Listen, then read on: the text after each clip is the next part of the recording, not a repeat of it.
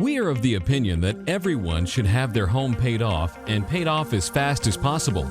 But choosing the right loan to accomplish that can be confusing. That's because people ultimately make decisions based on what they believe to be true, not necessarily what is true. This video will help you separate fact from fiction so you can learn how to pay off your home in the fastest, safest manner possible.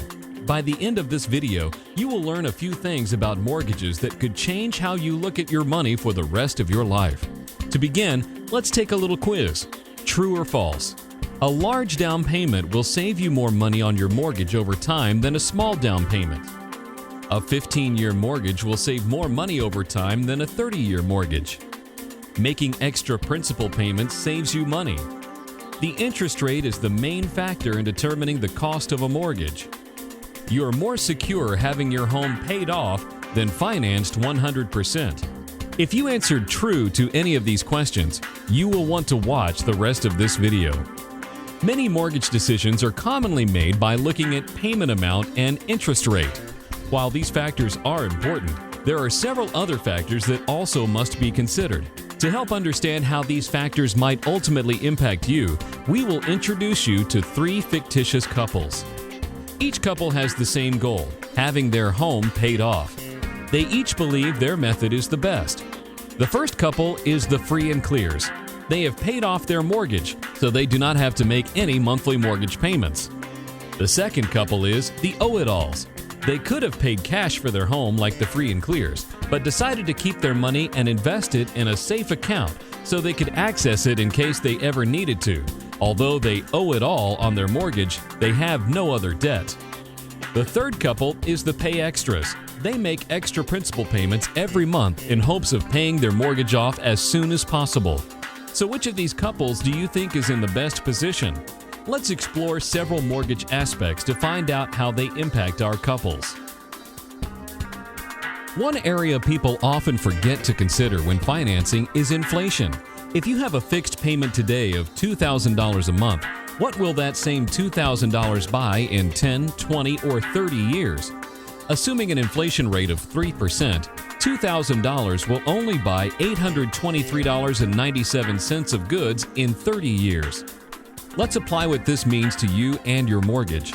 Making a fixed mortgage payment of $2,000 today feels like $2,000, but in 30 years, it will only feel like you are paying $823. So the mortgage payments you make in the early years of your mortgage feel more painful because they are your most valuable dollars. So let's check in on the couples. The free and clears gave their most valuable dollars to the bank up front. The pay extras voluntarily give the bank their best dollars on top of their required mortgage payment every chance they get. The owe-it-alls have a monthly mortgage payment that allows them to give the bank payments that are worth less and less each month while keeping their money invested to potentially offset the impact of inflation. Key concept: your home actually costs you more the faster you pay it off because you are doing so with your most valuable dollars. Most people make a large down payment to reduce their monthly payments and save interest. But does their down payment earn them any interest? No. This loss is called opportunity cost. Key concept: opportunity cost. If you lose $1 that you did not have to lose, you not only lose that dollar, but you also lose what that dollar could have earned for you had you been able to keep it. What would the free and clears down payment be worth had they been able to keep it and invest it? Let's put some math behind this concept and take a deeper look. Assume each of the couples bought a $300,000 home. The free and clears made the biggest down payment possible, which was the entire $300,000. The pay extras did not have enough upfront, so they accelerate the principal payments by paying extra each month. The owe-it-alls put the least amount down and financed as long as possible. Assuming an investment rate of 8%, the $300,000 that the owe-it-alls invested would grow to be worth $3,280,719 in 30 years. If they could borrow the $300,000 at a lower rate, they will keep the difference. The $300,000 down payment that the free and clears made, however, earns no interest. So, if the free and clears cannot sell their home in 30 years for $3,280,719, they made a minor financial error. Rather than paying cash for their home, the Oedals invested their entire $300,000. So they now must make monthly mortgage payments. However, the interest portion of their payment is deductible. This deduction reduces their cost of borrowing significantly. The free and clears, on the other hand, paid their entire $300,000 down, giving away the control of the money to the bank. They are now able to invest the after-tax monthly amount they would have otherwise given the mortgage company. However, since they have no mortgage interest deductions, they will have to assume a higher investment risk than the Oedals. So with the understanding that money used for down payments earns no interest and is controlled by the bank and reduces tax deductions, what is the ideal amount to put down when purchasing a home? Nothing. Key concept. Remember, if you finance, you transfer interest to the lending institution for the privilege of using their money. If you pay cash, you save interest expense, but you lose interest income as well, because that money is not earning anything for you. The money in your home earns zero.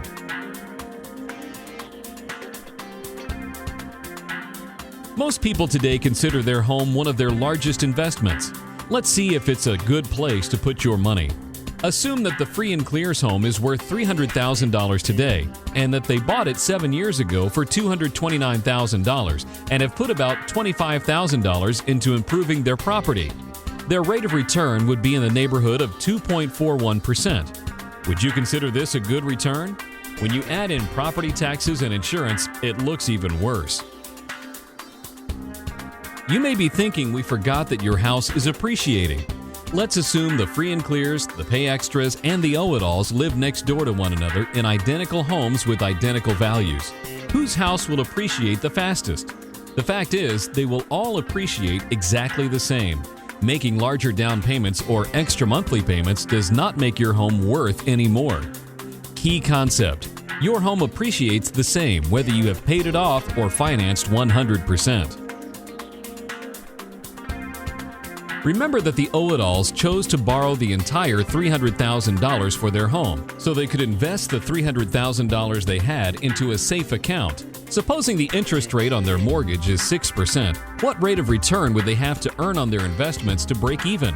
On the surface, it looks like 6%, but it's actually only 4.2%, assuming they are in a 31% income tax bracket. Why? Because of the mortgage interest deduction.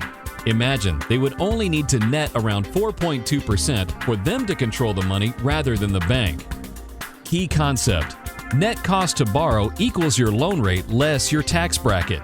If you receive a mortgage interest deduction, it reduces the investment risk you have to earn on your money for you to be in control. Unlike the Free and Clears, the Pay Extras did not have enough money to pay off their home up front, so they chose a shorter loan period and make extra principal payments to pay it off early. Why did the Pay Extras choose a 15-year mortgage? Survey says, the interest they think they will save. Key word, think. The perception is the shorter the loan, the lower the cost. But if that was true, then paying cash would make the most sense. We already looked at paying cash and found the Free and Clears would have to sell their home in 30 years for $3,280,719. Will that be possible? The Pay Extras may be surprised to learn that once they get their 15-year note paid off and start investing the 15-year payment amount, they will end up with the same amount they would have had they invested the difference between the 15 and 30-year monthly mortgage payments for 30 years. This assumes the same interest rate and tax bracket. Key concept. There's more risk involved to earn a given rate of return over a 15-year period than a 30-year period. Perhaps one of the most overlooked aspects affecting mortgage decisions is the mortgage interest deduction. Let's see how that impacts our couples. Since the Free and Clears have no mortgage, they receive no deductions. However, with no mortgage payment, they have plenty of money to maximize their contribution to a qualified retirement account at work, like a 401k. When asked what was the main reason for their contribution to this account, they said, tax deductions. By contributing to their retirement plan, they deferred a tax to potentially pay it at a higher bracket later, but they also gave up their known mortgage interest deduction today. The Pay Extras received some deductions but unknowingly reduced their tax advantage with every extra principal payment they made. The Owe-It-Alls kept their money in a safe investment. Although their mortgage rate was 6%, they only had to earn 4.5% after their tax deductions to cover their mortgage payments to the bank, giving them control of their money. They maximized both their qualified plan deductions as well as their mortgage interest deductions.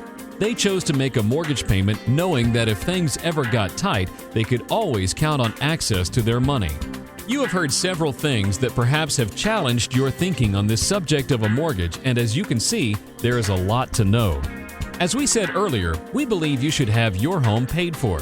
That said, this does not mean that one should not have a mortgage.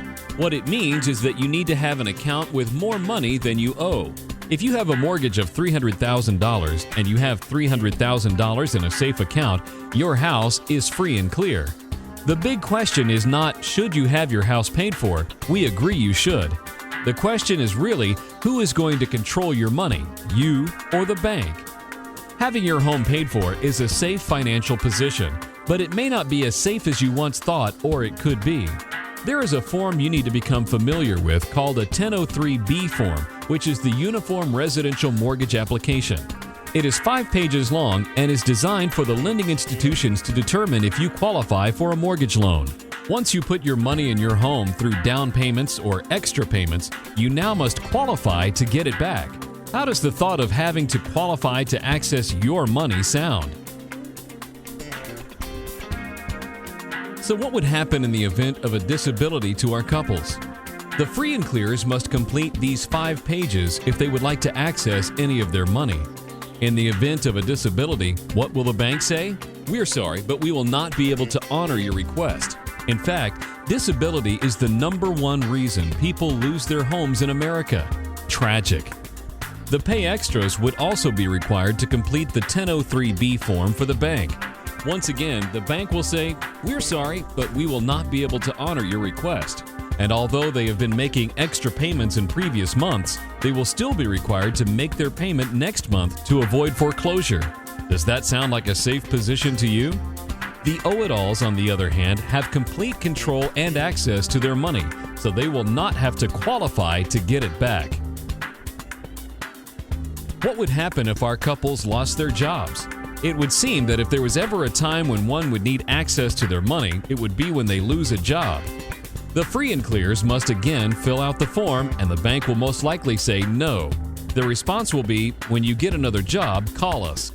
The Pay Extras want to get some of the extra money they have put in the house while they look for a new job. But once again, the bank will most likely say no. What's worse, if they move to a new line of work, it may take 2 years before the bank will give them a decent look.